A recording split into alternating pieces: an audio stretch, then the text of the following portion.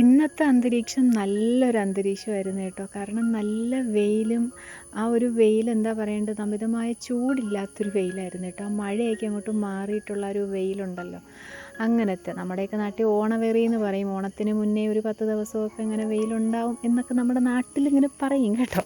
അപ്പോൾ ആ ഒരു വെയിലൊക്കെ ഇന്ന് ഉണ്ടായിട്ടുണ്ട്. അപ്പം എന്താ മല്ലിയും മുളകും അരിയും ഒക്കെ ഉണക്കി പൊടിക്കാനും പരുവത്തിനുള്ള വെയിലായിരുന്നു.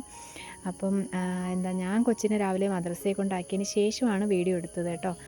ആ മദ്രസയിൽ പോകുന്ന ടൈമിന് ചിരിച്ചുകൊണ്ട് പോയില്ലേ അവൾ, വേറെ ഒന്നുമല്ല കേട്ടോ. ഞാൻ വീഡിയോ എടുത്തുകൊണ്ട് പോയി ഒരു കുഴിയിൽ വീണു. അതിൻ്റെ ചിരി എൻ്റെ പടച്ചവനെ, മദ്രസയിലെത്തിയിട്ടും ആ ചിരി അങ്ങോട്ട് വിട്ടിട്ടില്ലായിരുന്നു കേട്ടോ. പിന്നെ വന്നിട്ട് അത് പറഞ്ഞ് ചിരിയായിരുന്നു ആൾ. അപ്പോൾ ഞാൻ അവളെ മദ്രസയെ കൊണ്ടാക്കി തിരികെ വിളിച്ചുകൊണ്ട് വന്നതിന് ശേഷമാണ് വീഡിയോ എടുക്കാൻ അങ്ങോട്ട് തുടർന്നത്. കാരണം രാവിലെ എനിക്ക് ഈ വെയിലൊക്കെ വന്നപ്പോഴത്തേക്കും അങ്ങ് വെപ്രാളമായിരുന്നു കേട്ടോ. എൻ്റെ തുണികളെല്ലാം വാരിയിട്ട് കഴുകണം. മെയിനായിട്ട് എൻ്റെ നമസ്കാര കുപ്പായും അതുപോലെ മുസല്ലായും ഒക്കെ കഴുകിയിടണം എന്ന് കുറേ ദിവസം കൊണ്ട് വിചാരിക്കുന്നു. പെരുമഴയല്ലായിരുന്നോ.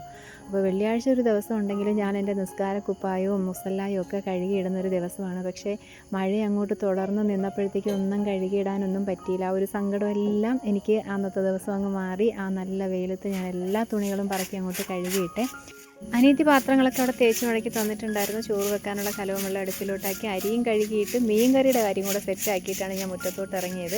കിണറിൻ്റെ വല മൊത്തവും ചവറായിരുന്നേ. അതൊക്കെ തൂത്തുവാരി മുറ്റവും കൂടെയൊക്കെ അടിച്ച് വൃത്തിയാക്കി എടുത്തപ്പോഴത്തേക്കും ഒരു സമാധാനം കിട്ടി കേട്ടോ.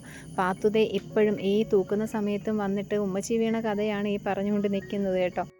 ടാങ്ക് കഴുകണം. ഇനിയുള്ള പണിയെന്ന് പറയുന്ന 2 ടാങ്ക് അങ്ങ് കഴുകി വെക്കണം. മഴയൊക്കെ പെയ്ത് മൊത്തം പായൽ കയറി ഇരിക്കുകയാണ് കേട്ടോ. പാകവും പുറമൊക്കെ ഒന്ന് വൃത്തിയാക്കി എടുക്കണം. ഒരു മുളക് തൈ ഉണ്ടായിരുന്നു, അതൊക്കെ ഒന്ന് മാറ്റി നട്ടു കേട്ടോ. ഗ്രോ ബാഗ് നിൽക്കുമായിരുന്നു, അതൊക്കെ ഒന്ന് മാറ്റി നട്ടു. പിന്നെ ഒരു മാറ്റ് കിടപ്പുണ്ടായിരുന്നു, അതാണെങ്കിൽ പട്ടി കയറി കിടക്കാൻ കേട്ടോ രാത്രി. ഇത് സ്ഥിരം പതിവായതുകൊണ്ട് അതും കൂടെയൊക്കെ അങ്ങ് കഴുകി വിരിച്ചു. അപ്പോൾ ഇന്നത്തെ വീഡിയോ ഇത്രയേ ഉള്ളൂ. ബായ്.